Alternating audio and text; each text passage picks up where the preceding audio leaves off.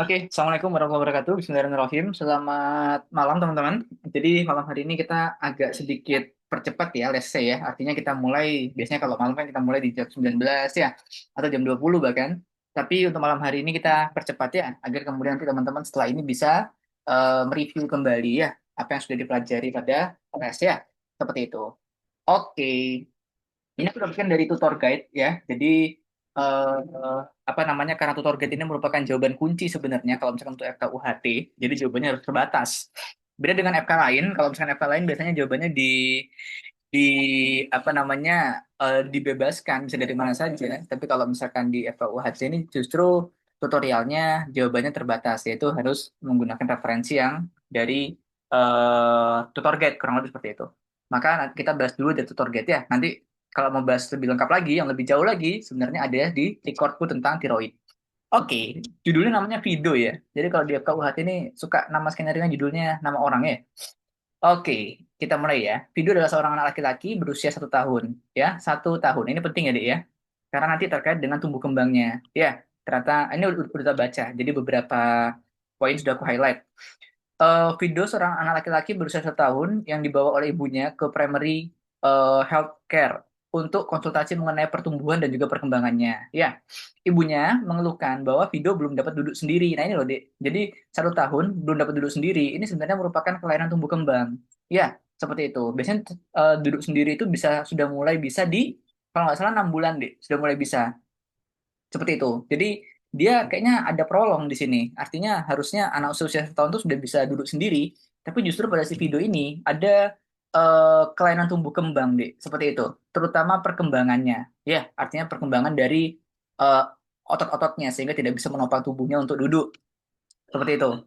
Menurut ibunya, Vido mengalami masalah dalam pertumbuhan dan juga perkembangannya. Ini menurut ibunya ya masih ya. Ia terlihat berbeda dengan dibandingkan anak lain seusianya dan berat badannya tidak bertambah. Berat badannya tidak bertambah dengan baik. Oke. Vido juga memiliki nafsu makan yang buruk. Nafsu makannya buruk. Oke. Skenario ini setelah tak lihat ini tentang tiroid ya, kalau misalnya di TG-nya ya. Kalau misalkan pada orang-orang dengan hipertiroid, dia biasanya nafsu makannya meningkat. Tapi kalau misalkan nafsu makannya menurun, itu biasanya mengarah pada hipotiroid. Kurang lebih seperti itu. Ya, kita tahu bahwa tiroid itu fungsi umum dari tiroid adalah meningkatkan fungsi-fungsi organ, ya, atau meningkatkan kerja organ. Itu adalah fungsi dari tiroid. Sehingga ketika hormon tiroidnya ini rendah, maka fungsi-fungsi organ tadi akan menurun juga. Termasuk diantaranya adalah organ-organ yang mendukung dia untuk duduk sendiri ini tadi. Jadinya si Vito tidak bisa duduk sendiri gara-gara hormon tiroidnya mungkin rendah deh. Kalau misalkan dia dari skenario ya, disertai juga nafsu makan tuh buruk. Kalau pada hipertiroid, nafsu makannya meningkat deh ya. Selain itu, ia mengalami umbilical bulging ya. Umbilical bulging tuh ini apa sih namanya? Umbilikusnya agak nonjol. Kalau kita kan agak ke dalam ya, dia nonjol deh. Tapi ini biasanya nggak terkait dengan ini juga sih. Tidak identik juga dengan hipotiroid. Ini bisa dalamnya juga apa sih namanya? Pada beberapa kondisi. Aku pernah punya pasien itu dia seperti ini, tapi mengarah pada tumor deh ternyata. Ya, sejak usia 4 bulan. Oh, umbilical bulgingnya sejak usia 4 bulan. Jadi awalnya tidak seperti ini ternyata, tidak dari lahir. Tapi setelah 4 bulan baru dia mengalami hal tersebut. Ya mungkin hipotiroid ya. Video juga tidur terlalu lama dan kadang mengalami konstipasi ya gara-gara organnya diturunkan kerjanya, gara-gara tiroidnya rendah, maka dia tidak aktif deh seperti itu. Ya organnya nggak aktif gitu loh, makanya dia tidak aktif secara keseluruhan aktivitasnya si video ini tadi. Ya, tidak ada keluhan demam, muntah maupun kejang. Dari riwayat kelahiran, video lahir persalinan spontan ya per vagina itu ya, melewati vagina pada usia kehamilan 40 minggu. Normal ya, walaupun agak lewat sedikit ya. Normalnya 38 minggu sebenarnya. 38 minggu, tapi ini 48 minggu. Sorry, 40 minggu, jadi agak-agak sedikit kelewatan ya. Ditolong oleh bidan, berat badannya lahir 3.000 gram, normal deh ya. Normalnya kalau tidak salah sekitar 2.800. Ini sudah lebih berarti sedikit berat ya, tapi normal hitungannya.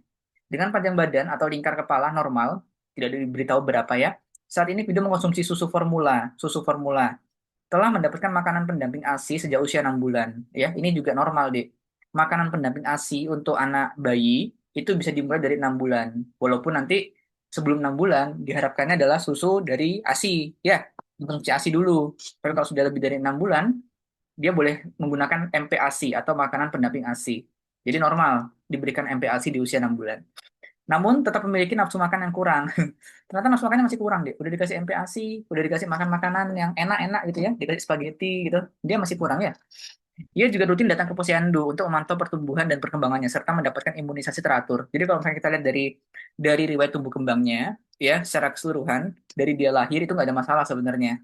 Cuman ya ini tadi apa namanya? Sorry, lahirnya 3.000 terus imunisasi teratur, persalinan spontan itu normal semua deh di situ deh. Cuman kemudian ternyata justru dalam perkembangannya dek di tengah-tengah usianya itu justru ada gejala-gejala tumbuh kembang, kelainan tumbuh kembang. Jadi rasanya kelainan tumbuh kembangnya ini justru bukan karena kondisi prematur. Ya, prematur itu adalah kondisi ketika dia lahir di bawah 38 minggu atau berat lahirnya di bawah 2.800. Itu kita sebut dengan prematur. Kalau anak-anak prematur biasanya mengalami kelainan tumbuh kembang juga. Tapi pada video ini kayaknya dia awalnya nggak prematur, awalnya bagus, good.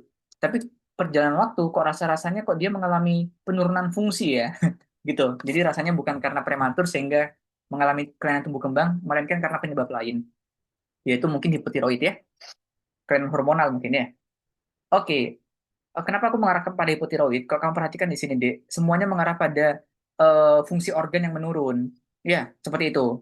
Nih, belum bisa duduk sendiri. Ini kan fungsi organ yang menurun, toh konstipasi gara-gara ususnya tidak bisa bergerak, itu kan fungsi organnya menurun kan? Seperti itu. Jadi pada skenario ini gejala-gejala yang dialami Vido ini secara garis besar itu gara-gara fungsi organnya menurun. Di mana fungsi organ itu bisa meningkat kalau misalkan ada hormon tiroid yang diproduksi cukup. Jadi mungkin pada Vido ini hormon tiroidnya itu rendah sehingga fungsi organnya rendah sehingga terjadilah gangguan tumbuh kembang. Seperti itu. Eh, peta berpikirnya atau alurnya. Ya, kalau misalkan dari pemeriksaan, sorry Dik, mohon maaf, ini belum tak kasih judul ya. Ini adalah pemeriksaan fisik ya, rasanya ya. Ini informasi ini bukan aku yang meriksa ya, ini adalah skenario-nya ya. Eh, rasanya rasanya good semua Dek kalau kita lihat di sini ya.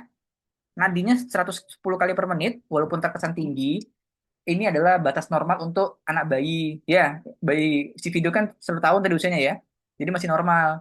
Kalau misalkan Jessica yang 110, ini namanya takikardi deh. Karena normalnya orang dewasa 60 sampai 100. 110 sudah masuk dalam takikardi. Tapi normal kalau untuk video ya. Video run plus itu ya. Eh, fontanella anterior dan posterior terbuka lebar. Oke, artinya masih fontanella itu apa sih namanya hubungan antara os kranial itu ya. Jadi kalau misalkan dia masih terbuka berarti masih ada potensi untuk kepalanya membesar. Jadi normal. Kalau sudah tertutup pada kita ini orang dewasa berarti tidak normal.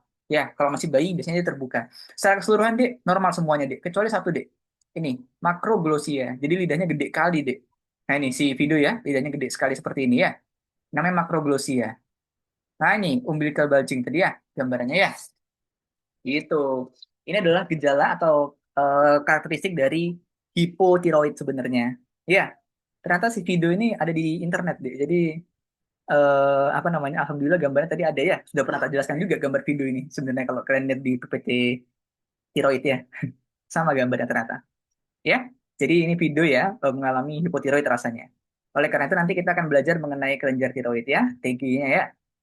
Nanti kalau ada yang mau tanyakan, langsung singgah saja, langsung sanggah ya deh ya, langsung sanggah saja. Dan juga nanti, kalaupun nanti di akhir penjelasan ada yang mau tanyakan, monggo silakan. Yang pertama adalah deskripsi anatomi dari kelenjar tiroid. Sudah pernah tak jelaskan deh ya. Letaknya ada di depan dari trakea, ya, si tiroid ini ya, setinggi vertebra cervical 5 sampai dengan T1. Bentuknya ada dua lobus, kalau kita perhatikan ya, ada lobus sebelah kanan sama ada lobus sebelah kiri, dihubungkan oleh struktur yang lebih tipis, yang kita sebut dengan isthmus. Ini loh, atau jembatannya loh, Dek. Jembatan antara lobus kanan sama lobus kiri di bagian tengahnya nih, ini kita sebut dengan isthmus. I gitu ya, isthmus. Oke? Nah, di bagian belakangnya kalau kita balik, Dek, dia memiliki kelenjar paratiroid ya. Kalau misalkan kita tambahkan ya, kalau misalkan di TG kan ada rasanya. Oke, ini adalah hubungan anatominya, Dek. Batas-batasnya di bagian anterior, dia itu dibatasi oleh otot sternohyoid sama sternotiroid, Dek.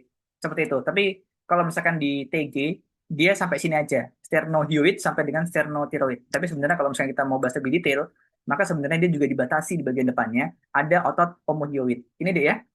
Nah, lihat ini deh. Jadi kelenjar tiroid itu kurang lebih seperti ini posisinya di sebelah sini deh ya. Nah, di sini misalnya ya.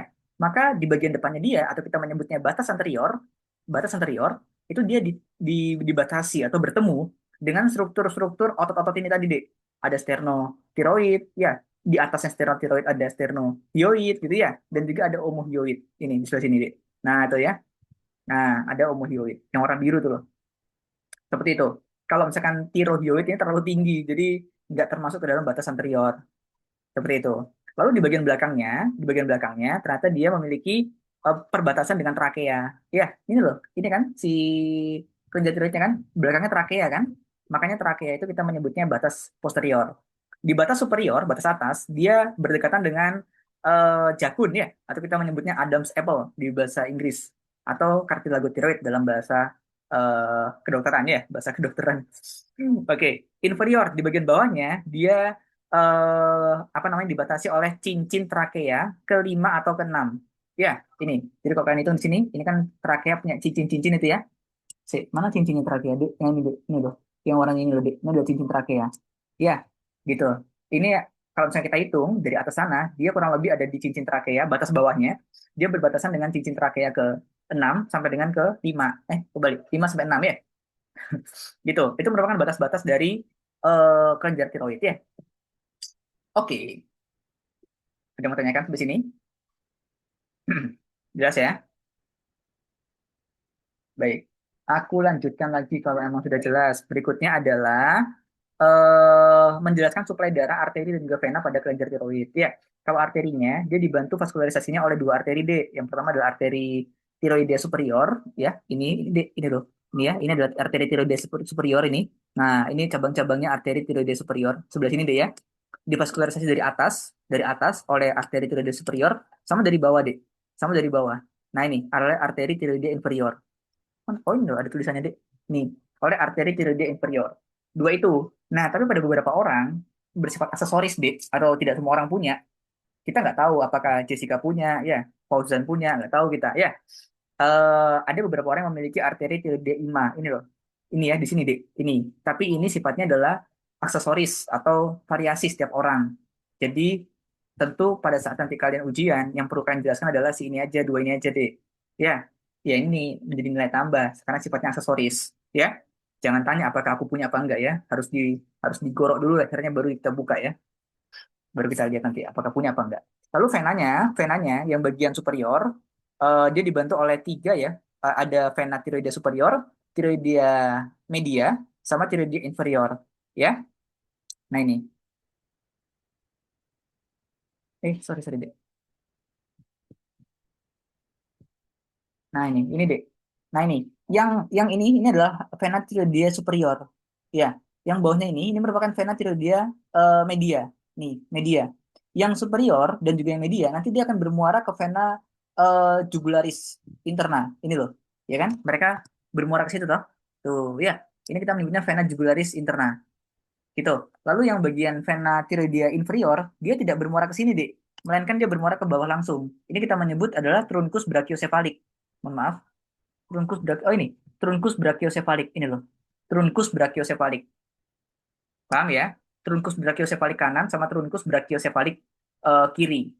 Seperti itu. Tapi kalau misalkan di dalam anatomi aku jarang menyebutnya truncus. Ini truncus yang sebelah kanan betul, truncus brachiocephalic. Tapi yang sebelah kiri ini biasanya kita menyebutnya adalah vena cephalica. Cuman ya sudah, kita ikutin ini aja ya. Nah ini ya, truncus brachiocephalica ya. Itu, paham ya? Jadi venanya ada tiga, superior, media, sama inferior ya. Yang bagian superior dan media dia akan bermuara ke vena jugularis interna. Sementara yang bagian inferior dia akan bermuara ke bawah sini ya, atau yang kita sebut dengan vena brachiocephalica. Itu, nah ini gambar lebih detailnya ya, dia ya. Nih, ya, ini yang inferior ya, yang inferior baik kanan maupun kiri, dia bermuara ke sini, ya, seperti itu. Nah, tuh bermuara ke sebelah sini. Ini yang kita sebut dengan truncus atau vena brachiocephalica. Gitu. Sementara yang media dan juga yang superior, baik kanan maupun kiri, dek, dia akan bermuara ke struktur yang sama, yaitu vena jugularis interna ya. Begitu ya. Oke, berikutnya adalah percarapan dan juga drainase drainase limfatik dari kelenjar tiroid. Percarapannya udah pernah kita bahas ya, dia disarafi oleh saraf simpatik dan juga saraf parasimpatik ya. Saraf parasimpatiknya dari cabang nervus vagus ya, karena kalau kita bicara mengenai saraf parasimpatik itu, saraf parasimpatik itu bisa dibawa oleh nervus vagus ya, maupun nervus 3, nervus 7 ya, maupun nervus 9 deh. Nah, ternyata untuk kelenjar tiroid ini dibawa oleh nervus 10 atau nervus vagus ya gitu. Jadi jangan jangan mentang-mentang parasimpatis saja kalian ingatnya ya. Para saraf parasimpatis itu ada banyak deh, ya. Dibawa oleh nervus berapa dia? Gitu. Nah, kelenjar tiroid dibawa oleh nervus 10 atau nervus vagus. Tapi di sini tidak ada mengarah ke nggak ada tulisan tiroid ya. Gitu. Oke. Nah ini nervus vagus itu ternyata bukan cuma ke tiroid saja, tapi juga ke jantung, ke paru, ke gaster ya dan lain sebagainya. Oke. Nah, sementara itu saraf simpatiknya, Dek, yang saraf simpatik yang oh nih, saraf simpatiknya yang sebelah kanan berarti ya. Saraf simpatiknya dibawa oleh truncus simpaticus, Dek. Truncus simpaticus superior, media dan juga inferior. Ini baca aja, Dek. Karena kalau kita mau bahas lebih detail nih, sebenarnya agak-agak apa sih namanya? Agak-agak rumit sebenarnya ya kalau saraf simpatik ya. Diapakan saja. Kalau misalkan aku cara mudahnya mengucapkannya adalah persarapannya yang simpatiknya keluar dari truncus simpaticus, gitu aja. Truncus simpaticus itu berarti semua ini, Dek. Ini kita semua ini kita menyebutnya truncus simpaticus ini. Nah, wallahu alam, terserah mau media, mau superior, mau inferior, semua ini kita menyebutnya truncus simpaticus. Tapi kalau kita bahas lebih detail, memang dia terbagi menjadi tiga tadi ya segmennya ya. Terakhir adalah pembuluh limfatiknya, Dek. Pembuluh limfatiknya nanti dia eh apa namanya? Mohon maaf, sebentar. Ada azan sebentar deh ya. Di tempatku azan. Kita istirahat sebentar. 1 menit, 2 menit mungkin ya. Baik.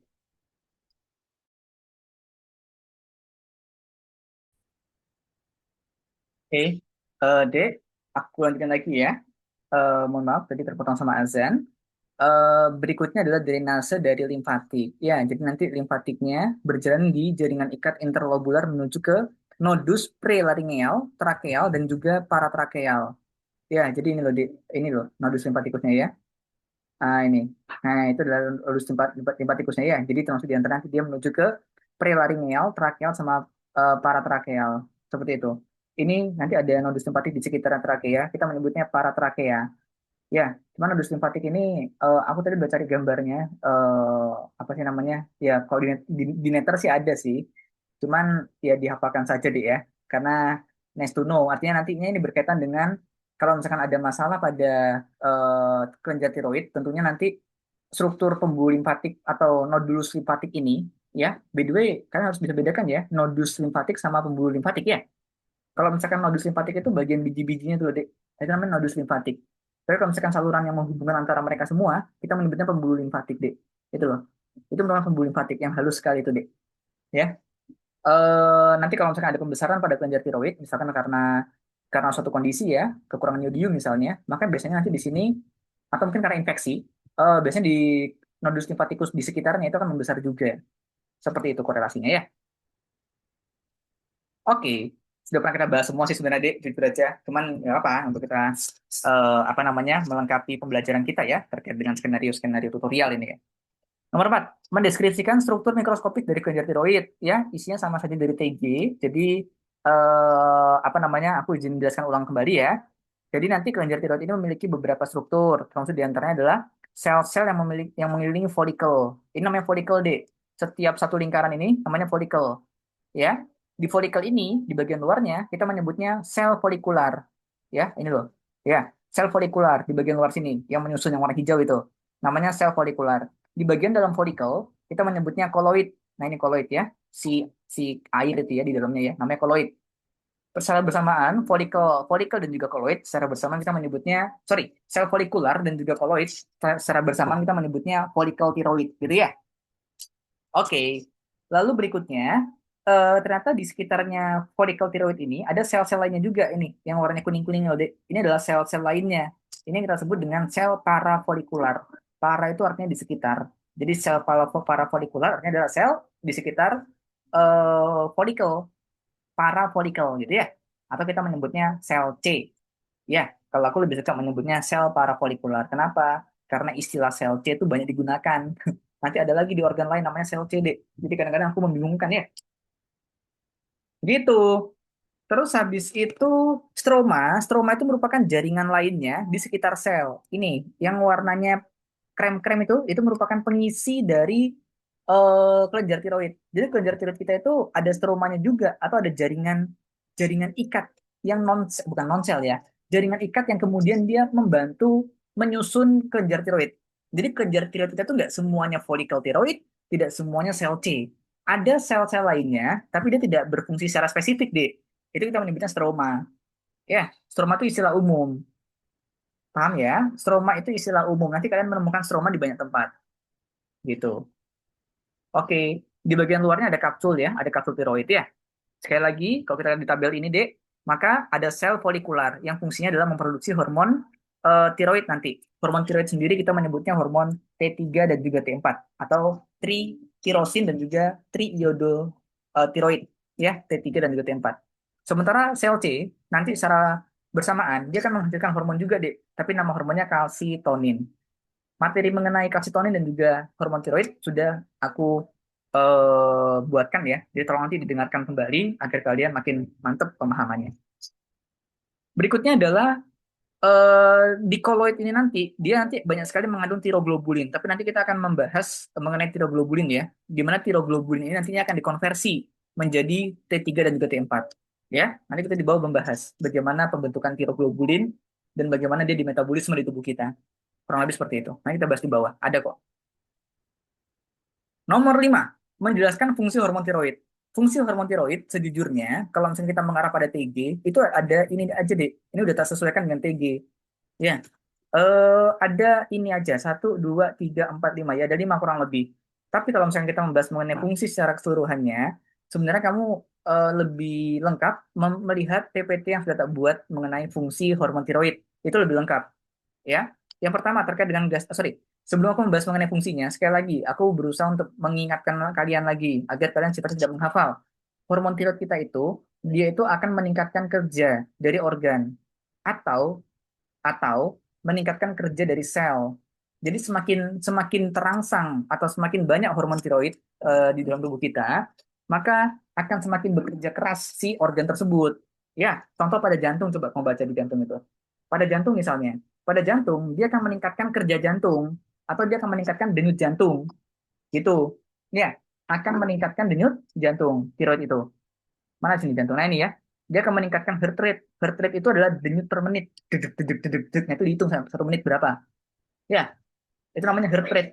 Semakin tinggi heart rate, semakin berdetak-detak kalian ya. Gitu ya, paham ya? Dan secara bersamaan dia akan meningkatkan cardiac output. Apa itu cardiac output? Cardiac output itu adalah jumlah darah yang keluar dalam satu menit. Kita menyebutnya cardiac output. Jadi nanti kita hitung berapa darah yang keluar satu menit. Semakin banyak heart rate, semakin banyak heart rate, semakin banyak kamu berdetak, tentunya darah yang keluar satu menit itu semakin banyak. Setuju nggak? Semakin kamu berdetaknya makin banyak, semakin banyak juga darah yang keluar dalam waktu satu menit. Nah, itu berkaitan. Jadi linear, deh. Jadi artinya pada sistem kardiovaskular, tiroid itu akan meningkatkan heart rate dan juga akan meningkatkan cardiac output. Seperti itu. Lalu berikutnya adalah pada eh, apa namanya? Pada tulang, ya pada tulang, pada skeletal. Dia akan meningkatkan resorpsi tulang. Ya, resorpsi tulang itu adalah pemecahan, deh. Seperti itu. Mohon maaf. Menstimulasi turnover tulang, meningkatkan resorpsi tulang dan sedikit dari formasi tulang. Iya, dia akan meningkatkan resorpsi tulang ya, gitu. Sebenarnya lebih kepada turnover sih. Ya dia resorpsi tapi kemudian dan sedikit dari formasi tulang. Formasi tulang menstimulasi turnover. Turnover itu lebih kepada pembentukan sih, Dek. Sebenarnya seperti itu. Meningkatkan resorpsi tulang. Jadi tujuannya dia itu dipecah lalu dibentuk lagi. Itu namanya turnover proses itu. Jadi tulang kita tuh kayak diperbarui ibaratnya ya. Nah gitu mungkin ya. Jadi ada resorpsi tulangnya ditingkatkan, tapi kemudian pembentukannya juga ditingkatkan. Seperti itu sebenarnya tiroid itu. Jadi tidak semerta-merta resorpsi deh. Gitu. Ini tiroid. Ini pada tulang. Pada tulang dia kan, nah ini meningkatkan bone growth bahkan. Bone growth berarti kan ada proses pembentukan tulang kan. Ini justru kontradiksi. Sebenarnya sebenarnya tidak kontradiksi, tapi kemudian maksud aku adalah dia lebih kepada pembaruan tulang gitu. Ya, pembaruan gitu. Oke, apalagi? Terus habis itu pada kardiovaskular sudah, pada skeletal sudah. Intinya adalah dia akan meningkatkan pertumbuhan tulang, ya, melalui proses pembaruan tulang atau turnover tulang, seperti itu bahasanya ya. Lalu berikutnya adalah pada metabolisme lipid, karbohidrat, dan juga protein. Ya, intinya dia ini perannya hampir sama seperti glukagon, insulin itu. Jadi dia ingin meningkatkan kadar glukosa di dalam sirkulasi. Sorry, kok insulin sih? Tiroid. Fungsinya sama seperti glukagon. Dia ingin meningkatkan kadar glukosa di dalam sirkulasi. Dengan cara apa? Dengan cara yang pertama, dia akan meningkatkan glikogenolisis. Sehingga semua glikogennya dipecah menjadi glukosa. Kan itu ya? Dipecah menjadi glukosa. Sehingga nanti akan menuju ke dalam sirkulasi glukosanya tadi. Tujuannya adalah meningkatkan glukosa darah. Ya, pada lipid sama, dia akan meningkatkan lipolisis, D, akan menaikkan lipolisis, ya, sehingga nanti lipidnya akan dipecah juga menjadi glukosa. Nanti glukosanya masuk ke dalam sirkulasi, ya. Jadi dia meningkatkan kadar glukosa darah, itu finalnya atau ujungnya ya. Pada protein juga sama, dia akan meningkatkan proteolisis, sehingga nantinya dia akan diubah menjadi glukosa juga proteinnya. Jadi semuanya menjadi glukosa, sehingga kadar glukosa darah kita nanti akan meningkat ketika terangsang oleh hormon tiroid. Seperti itu maksudnya. Oke?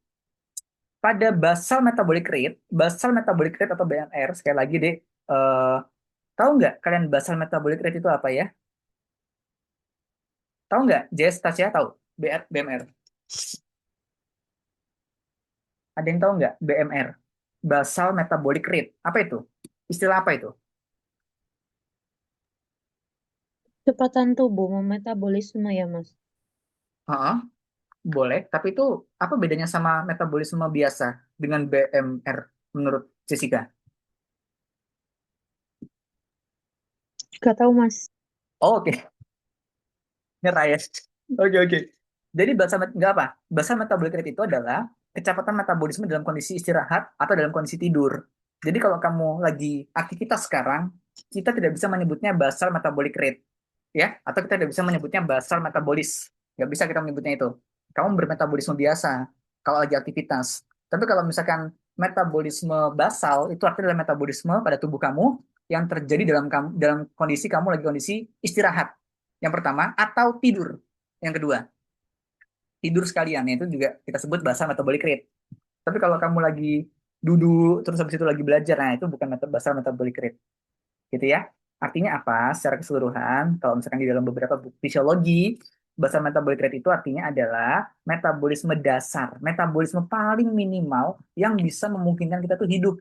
Jadi eh, apa namanya, metabolisme paling paling sedikit yang dilakukan oleh tubuh kita agar kita bisa hidup. Nah, itu kita sebut dengan basal metabolic rate. Dan itu bisa diukur pada saat kita dalam kondisi minimal aktivitas, termasuk diantaranya istirahat, ya, atau mungkin tidur. Tapi kalau misalkan istirahatnya kamu sambil mikirin matematika, sambil belajar, itu tidak termasuk BMR. Jadi semua selmu harus istirahat, literally istirahat sih, ya. Duduk, duduk minum kopi. Kalau minum kopi, sel usus kita jadi bermetabolisme ya. Rasanya tidak bisa kita sebut dengan BMR juga. Jadi semua selnya harus harus istirahat, gitu. Nah, peningkatan BMR. Jadi pada BMR dia akan meningkatkan basal metabolic rate. Ya, temanku tuh ada yang mengalami hipertiroid dan dia basal metabolic rate-nya meningkat. Artinya pada saat dia lagi tidur, metabolisme tubuhnya seakan-akan terjadi pada saat orang lagi olahraga, gitu loh. Jadi dia meningkatkan basal metabolic rate. Nah, seperti itu deh ya. Nah, ketika basal metabolic rate yang ditingkatkan, misalkan gini ya, sel kita, gara-gara hormon tiroid tadi, maka kerjanya ditingkatkan. Yang menarik adalah sel itu akan selalu memetabolisme dua hal. Yang pertama glukosa, nanti glukosanya akan digabungkan dengan oksigen. Sehingga outputnya adalah, kalau kalian nanti bahas ini deh ya, biokimia energi ya, outputnya adalah terbentuklah CO2 dan juga energi. Energi atau ATP dan juga panas. Nah, itu adalah efek metabolisme di sel kita. Sekarang bayangkan, ketika selnya ditingkatkan metabolismenya gara-gara tiroid tadi, maka semua glukosa dari sirkulasi tadi akan masuk ke dalam sel untuk dikelola, Dek. Sehingga nanti sel apa glukosa yang banyak tadi semuanya akan menjadi panas. Oleh karena itu, pasien-pasien yang mengalami hipertiroid, selnya beraktivitas lebih tinggi, BMR-nya tinggi, maka selnya akan memproduksi panas. Artinya, si pasien tadi akan menjadi panas suhunya. Atau kita menyebutnya intoleransi panas. Dia tidak tahan terhadap panas. Ya, seperti itu. Di ruangan yang menurut kita tidak terlalu panas, di kamar gitu misalnya ya, dia sudah merasa kepanasan sekali. Itu namanya intoleransi panas. Gara-gara BMR-nya meningkat.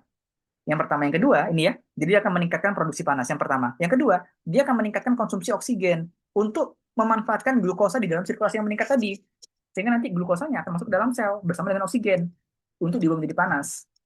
Seperti itu. Makanya dia akan menurunkan jumlah oksigen. Sorry, meningkatkan konsumsi oksigen, tapi outputnya adalah menurunkan oksigen.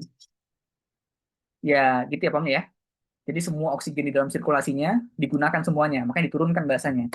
Tapi kemudian secara bersamaan makna tersebut artinya adalah meningkatkan konsumsi oksigen. Oke. Nah, semuanya kalau kita perhatikan deh, empat fungsi dari hormon tiroid yang kita perhatikan dari tadi, itu adalah meningkatkan kerja organ. Kecuali pada gastrointestinal. Dia itu akan sorry, sebentar. Iya, mohon maaf, sorry, sorry, deh. Pada gastrointestinal, dia juga meningkatkan kerja usus ya. Sorry, tadi aku kebalik sama saraf parasimpatis. Ya, kalau saraf parasimpatis ini sedikit sedikit terbalik dia cara menghafalnya. Sorry, mohon maaf. Jadi semuanya dia akan meningkatkan kerja organ ya, gitu. Termasuk di antara adalah meningkatkan motilitas usus. Paham ya? Meningkatkan kerja organ kita ternyata tiroid ini ya, menarik. Gitu. Makanya tadi kalau kalian perhatikan pada pasienmu itu si video tadi ya, itu dia mengalami konstipasi. Konstipasi itu adalah tidak atau susah BAB. Susah BAB kenapa? Karena motilitas ususnya menurun. Artinya motilitas usus itu bisa menurun karena hormon tiroidnya itu menurun juga ya, tiroidnya menurun, tiroidnya menurun. Nah, sehingga tidak bisa eh, melakukan gerakan peristaltik di ususnya ya, gitu maksudnya. Kalau orang-orang yang hipertiroid justru kebalikannya deh, biasanya dia mengalami diare ya atau BAB-nya cair. Oke, next. Nomor 6, menjelaskan bagaimana pelepasan tiroksin dan juga triiodotironin ya dari kelenjar tiroid. Sebelumnya aku harus tak terangkan terlebih dahulu bahwa memang hormon tiroidnya ada dua bentuk ya. Ada T4 atau yang kita menyebutnya tiroksin dan juga ada triiodotironin yang kita sebut dengan T3. Ya, itu adalah dua bentuk dari hormon tiroid ya. Seperti itu. Tiroksin dan juga triiodotironin. Paham ya? Nah, sekarang kita akan membahas bagaimana mekanisme pelepasannya ya. Hmm. Ini sudah pernah kita bahas juga, Dek, apa namanya, di pertemuan mengenai tiroid ya. Jadi sekali lagi, nantinya langkah pertama adalah penangkapan iodium ya. Penangkapan iodium oleh sel folikular. Nih, ini adalah sel folikular, ini adalah koloidnya ya. Seperti itu. Secara bersamaan mereka berdua kita menyebutnya adalah folikel tiroid secara bersamaan.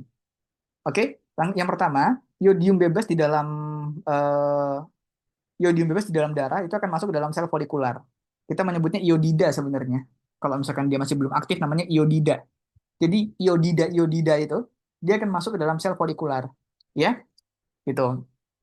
Oke, melalui pintu yang kita sebut dengan natrium iodida transporter. Ini ya, natrium iodida transporter. Tapi karena arahnya sama, kita menyebutnya simporter. Eh, iya, karena arahnya sama, kita menyebutnya simporter ini loh. Ini pintunya deh ya. Jadi pintu ini secara bersamaan memasukkan natrium dan juga memasukkan iodida. Kita menyebutnya natrium iodida simporter karena arahnya sama, arah masuknya itu.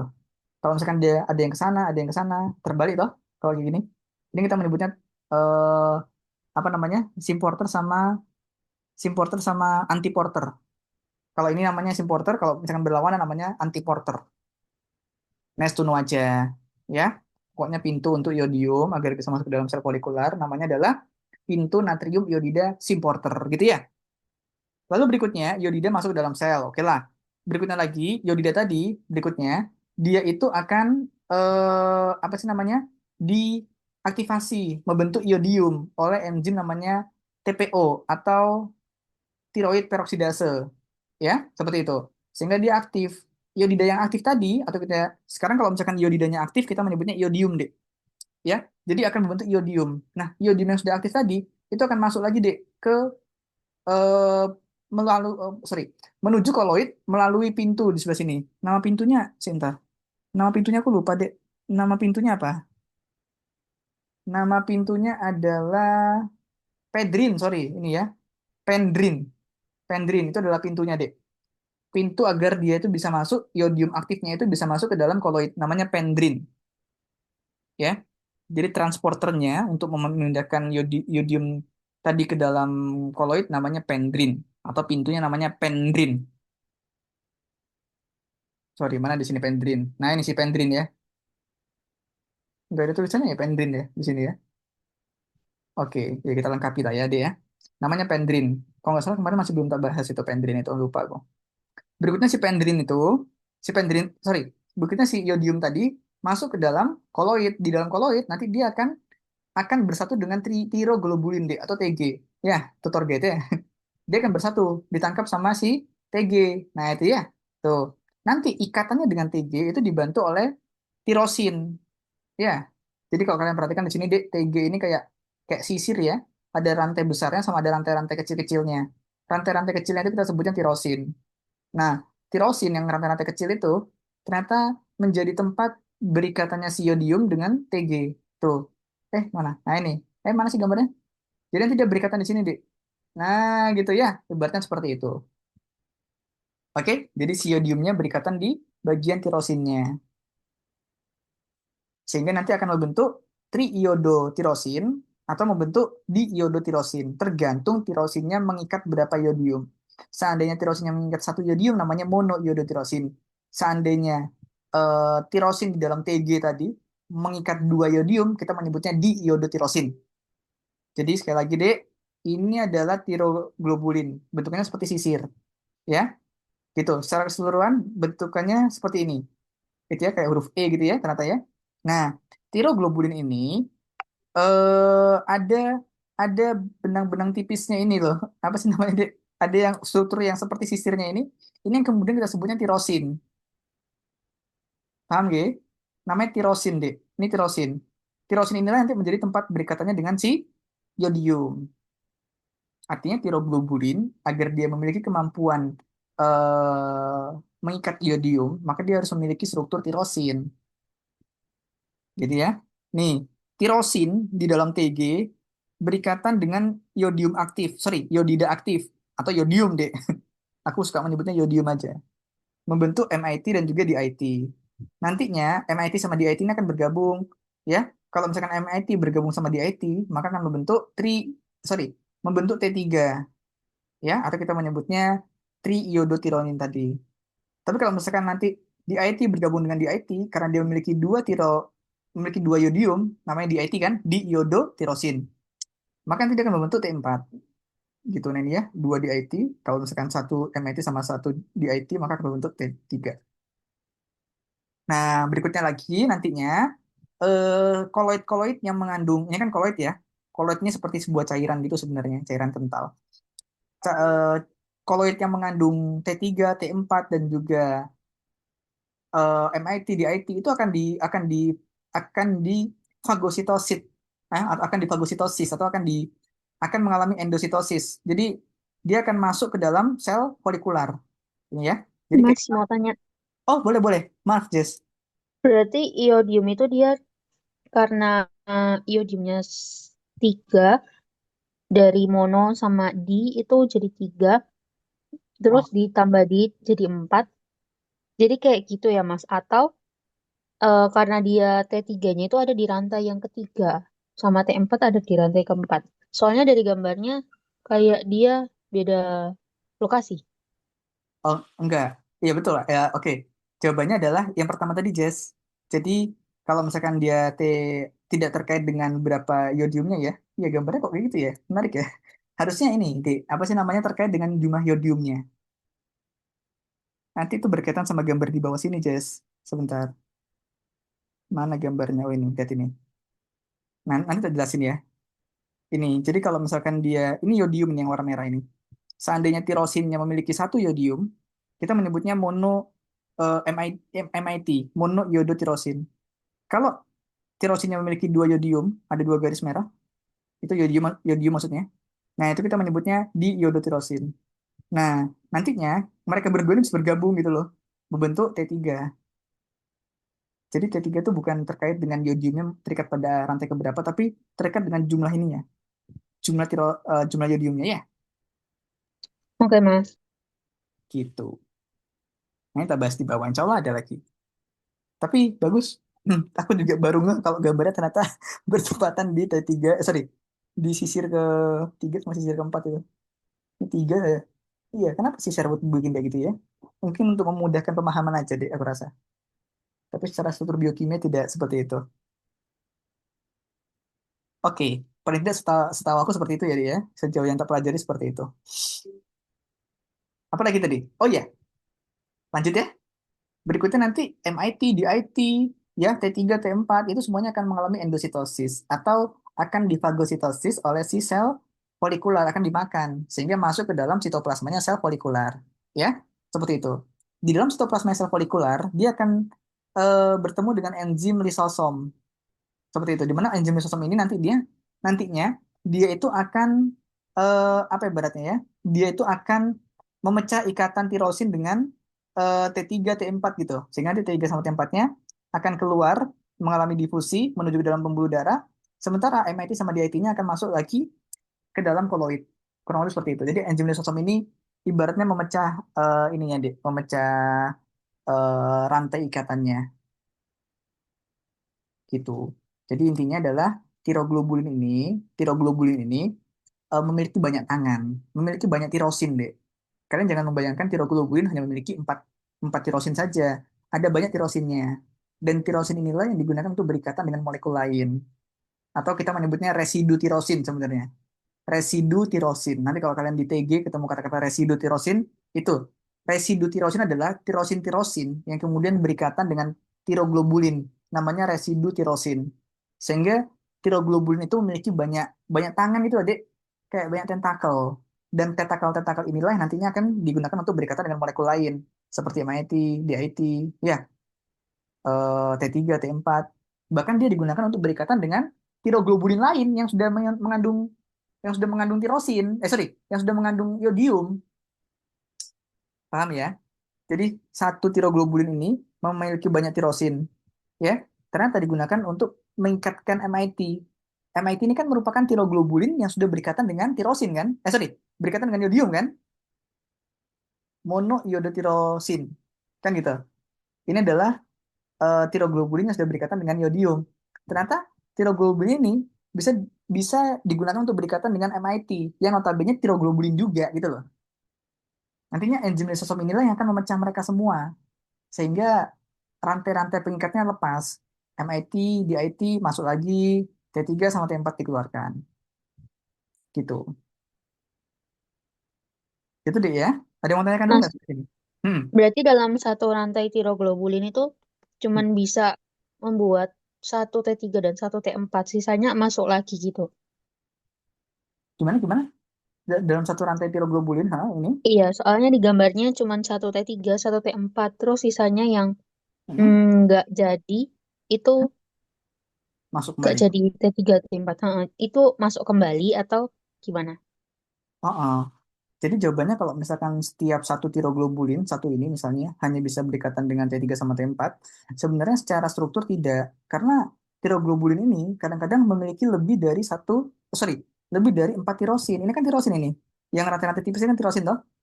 Tirosin, tirosin, tirosin itu ya.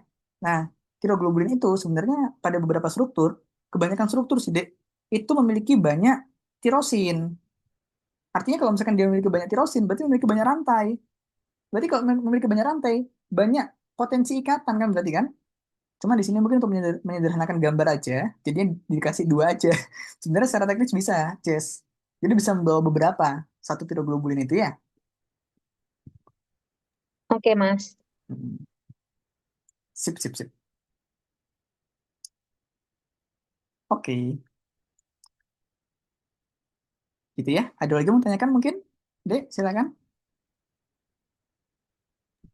Yang 9B itu masuk lagi ya berarti, Mas? 9B, ha, si ininya ya. Sorry, 9B itu mana sih? Ini ya, Yang 9. digambar. Ha, si MIT sama DIT-nya masuk kembali. Jadi nggak keluar deh. Itu. Oke. Makanya yang keluar nanti bentuk jadinya saja, atau bentuk aktifnya, atau bentuk hormonnya. Karena kita tidak bisa menyebutnya MIT sama DIT tidak bisa kita sebut sebagai hormon. Yang bisa kita sebut sebagai hormon adalah si T3 dan T4 ya. Itu akan keluar nanti. Oke, next. Tentunya nanti Dek, untuk apa namanya memperutuh pemahaman kalian adalah ingat sekali lagi T3 sama T4 itu merupakan hormon asam amino yang bersifat hidrofobik.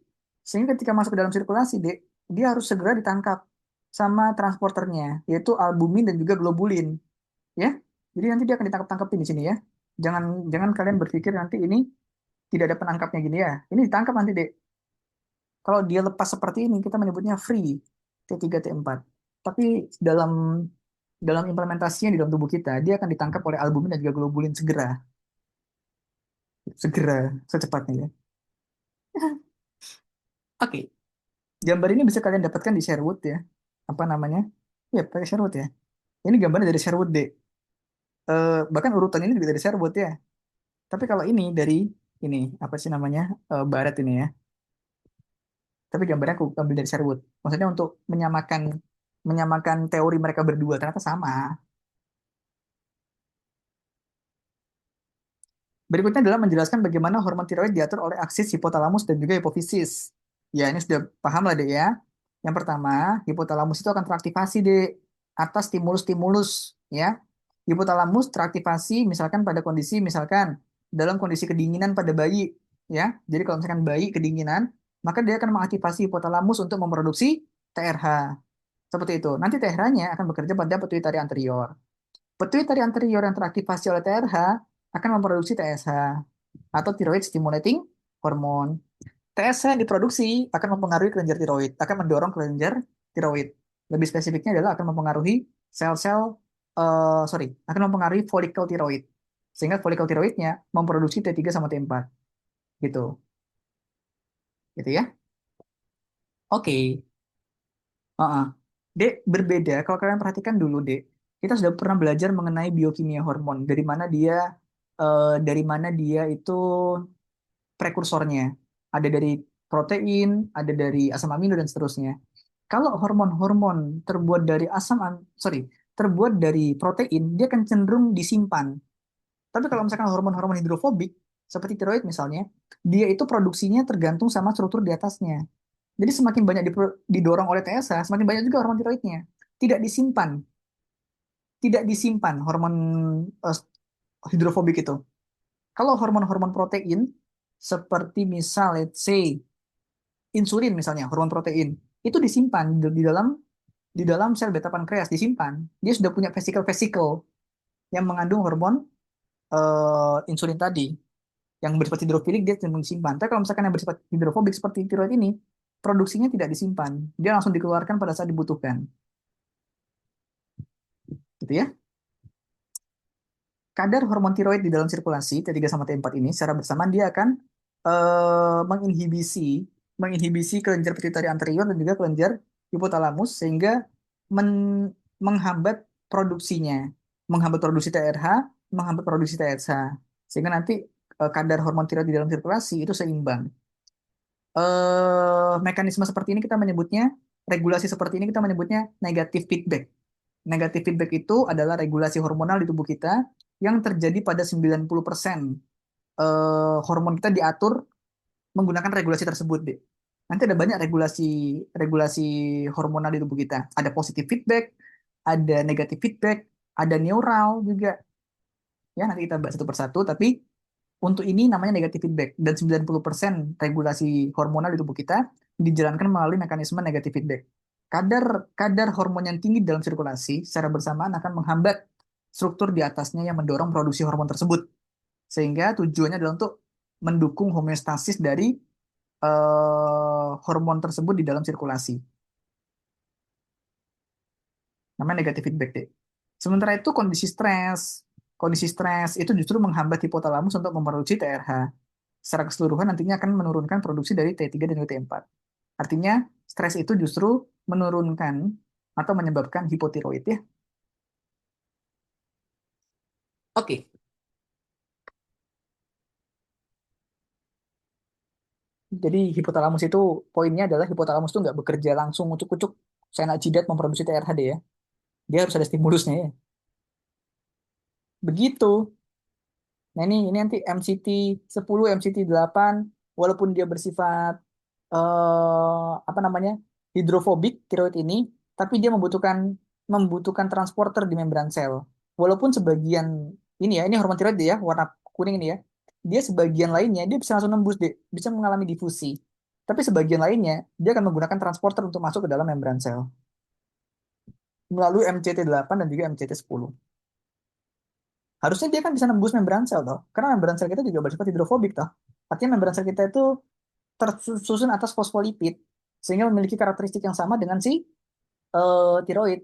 Secara logika harusnya tiroidnya bisa mengalami difusi, tapi ternyata tidak semuanya mengalami difusi. Ada sebagian yang kemudian membutuhkan transporter MCT 8 dan juga MCT 10. Begitu. Nih, ya, nanti ada di bawah, Dek. Ada di TG juga.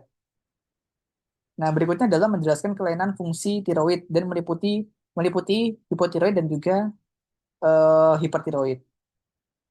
Oke, semua masalah hormon itu masalahnya ada dua, Dek. Kelebihan sekresi atau kekurangan sekresi. Kalau kelenjar tiroid, kelebihan sekresinya namanya hipertiroid. Kalau kekurangan sekresinya namanya hipotiroid, gitu aja. Ya, ini ya. Penurunan, sorry, kekurangan ya kalau misalkan hipo ya. Kalau misalkan hiper adalah kelebihan. Seperti itu. Ini adalah klasifikasinya, udah tak petakan, Dek. Tapi kalau kalian mau bahas lebih detail, ada di record lagi-lagi ya, mengenai hormon tiroid. Ini kepentingan kalian mendengarkan ini adalah nanti kalau misalkan mau ujian tutorial, kalian punya bahan belajar yang kuat, ya. Nanti juga akan aku ulangi lagi sih. Ini ya, kalau misalkan hipotiroid ada primer, sekunder, sama tersier, dan juga kongenital pada bayi. Biasanya kongenital itu bawaan ya. Kalau misalkan kerusakan hipotiroidnya disebabkan karena adanya kerusakan pada kelenjar tiroid tersebut, kita menyebutnya hipotiroid primer. Kerusakannya pada kelenjar tiroidnya langsung. Kalau kerusakannya pada hipofisis, namanya hipotiroid sekunder. Kalau kerusakannya pada hipotalamus, namanya hipotiroid tersier. Samakan samakan prinsip tersebut untuk hipertiroid. Kalau hipertiroidnya kerusakannya pada kelenjar tiroidnya, kita menyebutnya hipertiroid primer. Boleh kita seperti itu kan? Contoh, penyakit Graves ini dalam beberapa referensi kita menyebutnya hipertiroid primer. Kenapa? Karena penyakit Graves ini kerusakannya pada kelenjar tiroidnya langsung. Gitu. Gitu ya. Tiroiditis juga sama deh, kerusakannya pada kelenjar tiroidnya langsung jadi termasuk dalam hipertiroid primer. Gitu. Itu itu prinsip untuk kedokteran ya. Primer itu menandakan bahwa kerusakannya pada organ yang terkait langsung. Hipotiroid, hipotiroid ya sudah. Tadi kan aku udah sampaikan, fungsi dari hormon tiroid itu meningkatkan kerja organ. Kalau hipotiroid, berarti kerja organnya turun semua. Gitu aja. Tuh, BMR-nya rendah, basal metabolic rate-nya rendah. Ya, tidak tahan dingin. Kenapa? Karena BMR-nya rendah. Ketika ketika selnya tidak melakukan metabolisme atau BMR-nya rendah, maka selnya tidak memproduksi panas. Ketika tidak memproduksi panas, badannya jadi dingin suhunya. Suhu internal badannya tuh loh, suhu internal tubuhnya menjadi dingin. Sehingga dia tidak tahan dingin. Kena suhu suhu biasa, kedinginan sudah. Seakan-akan di kutub ya. Tuh, berat badan meningkat ya karena tidak terjadi metabolisme deh. Metabolisme diturunkan. Sehingga ketika dia makan, makan makanan yang dia makan makanan yang dia makan itu cenderung disimpan daripada diubah menjadi energi. Artinya tubuhnya tuh cenderung males untuk metabolisme. Ya udah, tak jadikan energi aja. Makanya karena dia tubuhnya cenderung lebih banyak untuk menyimpan daripada menggunakan sebagai sumber energi, makanya itu secara bersamaan dia jadi lemes deh. Kalau kamu perhatikan di sini, pasienmu tuh lemes deh. Kalau nggak salah ya, pasienmu tuh lemes. Mana di sini kata-kata lemes? Tidur lama itu. Ini bagian dari gara-gara hipotiroid deh. Tidur lama, terus mungkin juga lemes ya, gitu. Itu adalah tanda-tanda dari hipotiroid. Jadi gara-gara energi-energi yang dia konsumsi itu sebagian besar justru digunakan disimpan ya, bukan di ini. Berarti orang yang, sorry, daripada digunakan untuk energi ya. Berarti orang yang tidak tahan dingin BMR-nya rendah ya. Eh apa namanya tidak selalu seperti itu sih kesimpulannya. Cuman dia itu literally bener-bener di suhu ruang dia kedinginan banget. Jadi bener-bener ekstrim. Kalau aku juga nggak tahan dingin by the way. Nggak tahan dingin itu ada banyak penyebabnya. Karena lemak di tubuhnya sedikit misalnya dan lain sebagainya ya. Atau mungkin kebiasaan. Tapi kalau misalkan pada hipotiroid itu biasanya justru karena sorry dia ekstrim sekali.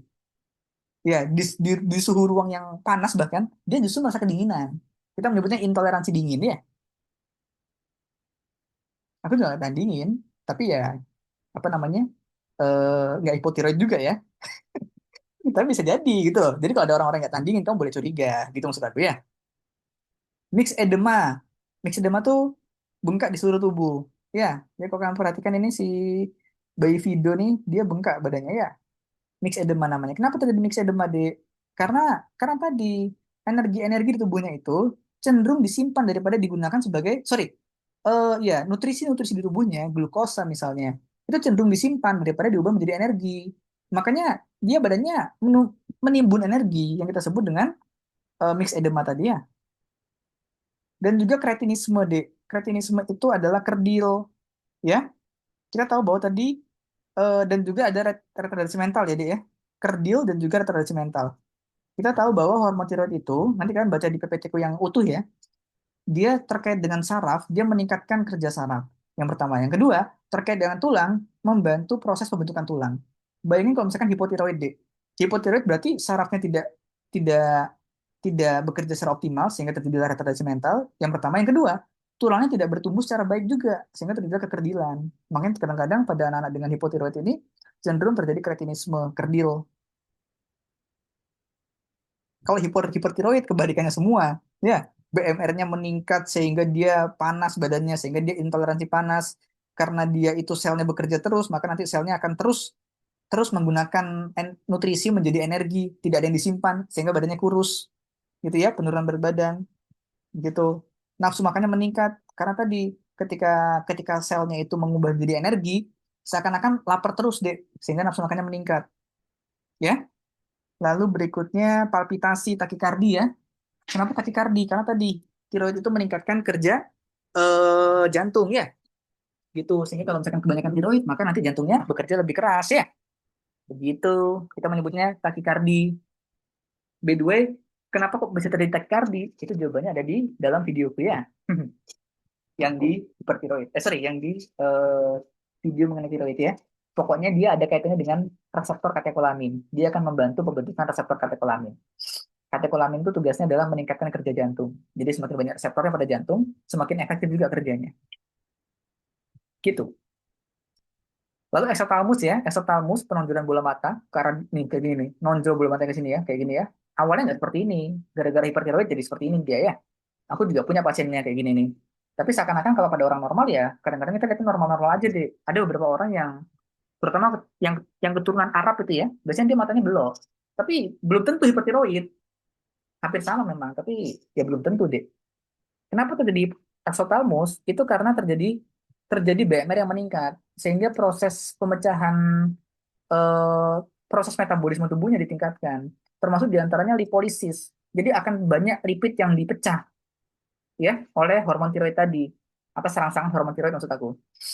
Ketika lipidnya banyak dipecah, maka lipid-lipidnya itu akan pecah di tubuhnya, sehingga akan terdistribusi sampai pada akhirnya dia terdistribusi di belakang bola mata, sehingga bola matanya akan terdorong ke arah depan oleh lipid yang terdeposit di belakang bola mata tadi. Paham ya? Jadi lipidnya numpuk semua di sana. Jadi dia blok, gitu ya.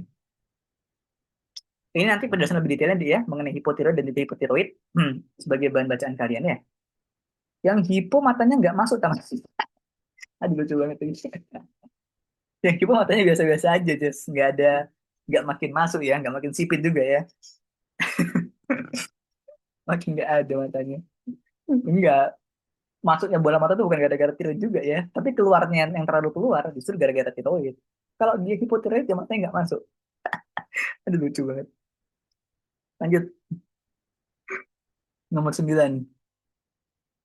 Ya, ini bahan bacaan saja deh yang di bawah ini. Lagi-lagi lengkapnya ada di dalam video ya. Tapi kalau misalkan untuk untuk tutorial tentu aku harus membuat materinya menjadi praktis untuk kalian pelajari kan gitu ya. Jadi intisari-intisarinya nggak boleh kita lewatkan. Yang penting kalian tahu dulu hipertiroid sama hipotiroid. Masalah jenis-jenisnya, ya nanti kalian dalami lagi ya. Menjelaskan struktur dan juga fungsi tiroglobulin sebagai prekursor. Prekursor hormon tiroid. Ya, dia prekursor deh ya. Kenapa disebut sebagai prekursor? Karena dia adalah molekul pembuat. Prekursor itu dalam biokimia adalah molekul pembuat ya. Secara bersamaan sebenarnya iodium juga prekursor ya dari hormon tiroid ya. Gitu. Tiroglobulin merupakan glikoprotein. Oke. Yang bersifat protein prekursor, prekursor dari hormon tiroid. Ah, ah. Oke. Cuman gini deh, loh, Mas, kenapa kenapa kenapa justru kenapa glikoprotein? Bukannya tiroid itu termasuk dalam hormon asam amino, kan gitu ya? Mungkin kalian bingung di situ. Sebenarnya adalah jawabannya, sebenarnya glikoproteinnya ini, kalau misalkan protein itu kan berarti kan asam amino yang panjang toh. Kalau asam amino saja itu pendek, satu aja namanya asam amino deh. Jadi sebenarnya glikoprotein pada tiroglobulin itu, ya tiroglobulinnya itu sendiri merupakan ini deh, merupakan glikoprotein. Tapi tirosinnya itu loh, tirosinnya di ujung-ujungnya itu merupakan asam amino tirosin namanya. Saya sebentar, Pak, jelasin lagi ya. Nantinya si tiroglobulin tadi itu akan disintesis oleh sel folikular dia, lebih tepatnya disintesis di retikulum endoplasma kasar. Nantinya akan dikemas di dalam badan Golgi untuk cadangan. Tiroglobulinnya cadangan, hormonnya tidak, ya. Seperti itu. Oke. Dia mengandung sekitar 115 residu tirosil. Jadi dalam satu rantai itu, ibaratnya satu batang gede itu, dia mengandung 115 ini. 115 residu tirosin. Jadi ada banyak tirosin, Dek. Tirosin itu adalah asam amino. Jadi dalam satu rantai, itu dia mengandung banyak sekali tirosin. Namanya residu tirosin. Gitu ya. Gitu. Nah, tirosin-tirosin ini tadi karena dia merupakan asam amino, ya, maka kita menyebutnya karena hormon tiroid tadi dia terikatnya di sini deh ya, by the way tadi ya, maka kita menyebutnya hormon tiroid itu terbuatnya dari asam amino. Ya, dia punya kelompok sendiri walaupun sebenarnya secara teknis tidak 100% asam amino gitu loh. Karena si tiroglobulinnya merupakan peptida atau protein.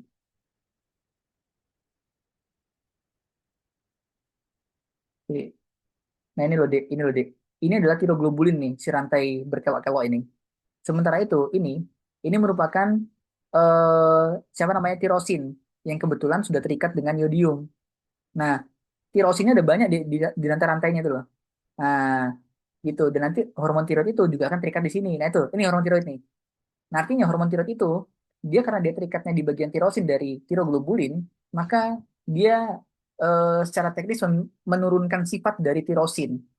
Ya, atau menurunkan sifat dari asam aminonya yang kebetulan sifatnya adalah hidrofobik tirosin itu. Makanya sifatnya dia hidrofobia ya. Terus habis itu peran dalam sintesis hormon tiroid. Ya, dia adalah tempat penempelan yodium ya dia ya, melalui tirosin ya.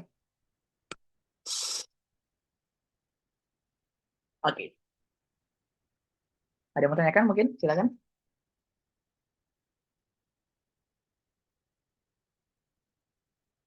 Lanjut lagi. Menjelaskan metabolisme yodium. By the way, Dek, TG-mu tuh kalau di total ada 15, 17, 15. Tapi banyak yang sama. 4 TG sama. Jadi makanya totalnya setelah tak hitung cuma ada 11 saja. Ya. Menjelaskan metabolisme yodium dalam folikel tiroid. Metabolisme yodium. Yang pertama yodium ditangkap tadi ya, masuk ke dalam folikel tiroid melalui Na yodium importer ya. Nantinya setelah itu dia akan diaktifasi oleh TPO ya, tiroid peroksidase sehingga menjadi yodium aktif. Yodium aktif, yodium aktif nanti dia bisa dimasukkan ke dalam ke dalam koloid yang kita dibantu oleh pendrin. Udah kita bahas deh. Duh, ini kebalik. Keluar dari tirosit menuju lumen folikel. Ini kebalik deh, sorry deh. Mohon maaf ya. Ini kebalik. Dia dioksidasi dulu atau ubah menjadi bentuk aktifnya dulu oleh tiroid peroksidase ya. Lalu berikutnya dipindahkan ke dalam koloid oleh pendrin. Kebalik deh. Ini tahap ketiga nih yang ini ya. Satu, dua. tiga, empat. Iodinasi. Ah, ya, oke. Empat, lima. Gitu ya. Nanti, sorry. Baru setelahnya tadi ya, sama seperti tadi, baru nanti dia akan terikat dengan si MIT sama, sorry, dengan tiroglobulin tadi ya, atau TG. Lalu berikutnya nanti dia akan dipecah-pecah lagi. Dia akan mengalami masuk lagi kan, masuk ke dalam, akan dipecah oleh enzim lisosom, baru nanti dia pecah masuk lagi ke dalam koloid kan. Setelah itu, nah di koloid tadi nanti dia akan menjadi bahan dasar untuk pembentukan hormon tiroid berikutnya. Menjelaskan bagaimana hormon tiroid ditransportasikan. Ya, hormon tiroid tidak bisa ditransportasikan sendiri deh ya. Dia harus dipegang sama globulin atau dipegang sama si albumin. Ya, ini albumin juga ya, prealbumin. Sehingga nantinya dia akan diangkut oleh globulin dalam bentuk, sorry, globulinnya itu dalam bentuk ini deh, dalam bentuk tirosin binding globulin. Ini merupakan transporternya namanya, tirosin binding globulin. ETBG ya, bukan MBG. Terus habis itu nanti kalau misalkan sama prealbum, sorry, sama albuminnya, dia bisa diangkut oleh albumin yang dalam bentuk albumin langsung atau dalam bentuk transeritrin ya, sorry, transterin ya, transterin gitu. Di dalam sirkulasi juga ada fraksi bebasnya, tapi fraksi bebas ini merupakan hormon tiroid yang sudah mau menuju ke sel target. Jadi kalau dia sudah udah dekat sama sel target, maka sama globulin dan juga sama albuminnya itu akan dilepas dia. Lepasnya tadi kita menyebutnya fraksi bebas. Paham nggak? Seandainya seandainya Jessica gitu ya misalkan ya, dari kos ke UHT gitu misalnya, diantar sama orang tuanya misalkan naik motor gitu misalnya. Maka orang tua Jessica ini, kalau Jessica merupakan hormon tiroid, orang tua Jessica ini merupakan transporter namanya, atau globulin atau dan juga albuminnya. Ya, tapi ketika ketika udah mau sampai di UHT, Jessica-nya akan turun.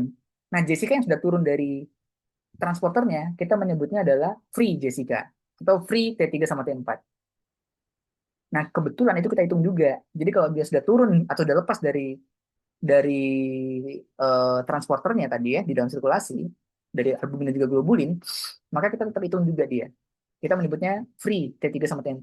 Kadarnya ternyata cuma sedikit aja, 0,03% sampai dengan 0,3%. Ini merupakan transporter. Tadi kan ini yang di sini, makna transporter di sini adalah siapa yang membawa dia di sirkulasi. Tapi makna transporter yang di sini adalah siapa yang memindahkan dia dari sirkulasi ke sel. Ternyata adalah MCT8D. Ya, monokarboksilate transporter 8. Sama dibantu sama yang lainnya juga ya. Ada MCT10 juga tadi ya. Itu. Reseptornya ada reseptor intrasel ya, yaitu thyroid receptor. Sudah, selesai. Ada mau tanyakan dulu nggak sampai sini kira-kira? Monggo, saja, Jess. Mudah-mudahan bisa dipahami ya. Oke, ya sudah. Seperti itu ya. Pun kalau ada yang mau tanyakan kembali, kalian boleh tanyakan langsung ya nantinya ya. Dan kalau ada request materi, mumpung nanti ada jeda libur, kalian boleh request materi ya. Nanti kita selama liburan belajar juga lah ya. Walaupun cuma sehari di 90 menit, lumayan. Lumayan. Apalagi biokimianya masih betul saya kemarin kan. Tapi gampang kok deh, insya Allah. Tak jelaskan. Baik, aku akhiri dulu. Mungkin itu ya untuk malam hari ini. Jasa kembali Wassalamualaikum warahmatullahi wabarakatuh. Selamat malam. Selamat belajar. Dadah. Bye-bye. Terima kasih, Mas. Sama-sama.